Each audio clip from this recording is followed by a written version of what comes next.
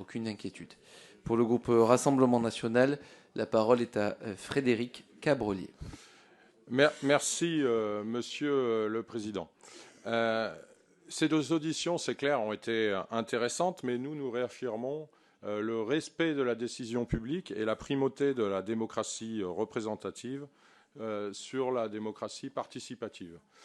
Ces auditions, je le rappelle, ont été déclenchées, vous l'avez dit, après le début des travaux.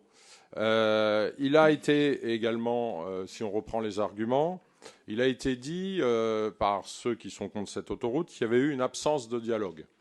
Il faut rappeler qu'il y a eu en amont donc, des travaux, il y a eu 500 réunions publiques et la dernière enquête publique a donné lieu à 6300 observations et 3800 contributions.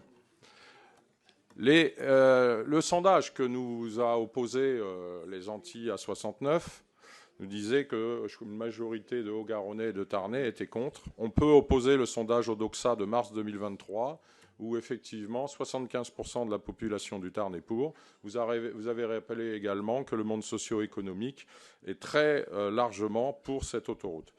Moi, j'ai entendu Mme Delga, pas dans ses auditions, mais dans la commission des finances, répondre à une question d'une députée et dire qu'elle était pour, parce qu'il y avait un retard, effectivement, d'infrastructure dans cette communauté d'agglomération et que le ferroviaire ne pouvait y pallier. On ne peut pas avoir, par exemple, le cadencement qu'on a sur la ligne Albi-Toulouse pour des raisons techniques, et vous avez rappelé le coût des travaux qui seraient nécessaires, 1,1 milliard d'euros, donc sur le volet ferroviaire.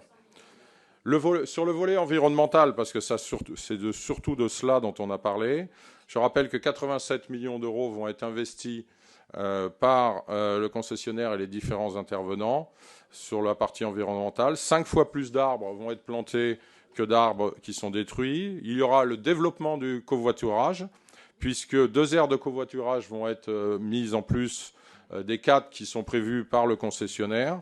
Le passage dans le village, certes, pose des problèmes pour ceux qui ne voudraient pas prendre l'autoroute, mais il y a des aménagements qui sont annoncés, par exemple, dans le village de Piloran. Je rappelle également qu'il va y avoir une création d'une véloroute et d'une voie verte de 60 km.